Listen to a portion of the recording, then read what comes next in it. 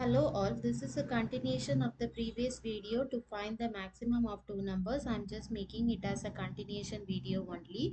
So I said that we will in the next video we will just make an maximum of two numbers by using the lambda variable. So here you can see by initially we are just calling two variables like a and b, and then we are declaring a max function, max variable. In that we are using the lambda function and lambda as a, and also and another if condition we are calling with it, that is if a is greater than b, a, or else if it is b. So now we can just run this code. Now in this case maximum number is 25. Now we can just make the um, a as maximum, and we can check whether it is displaying. Yes, it will display that the maximum number is 35.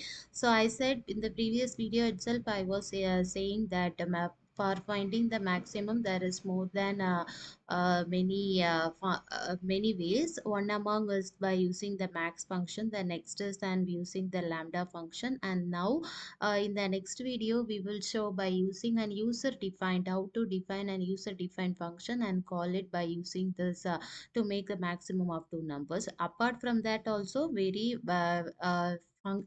ways are there to find this maximum of two numbers. I'm just declaring only three of them. So in the next video we can see how to define an user defined function to find the maximum of two numbers. Thank you.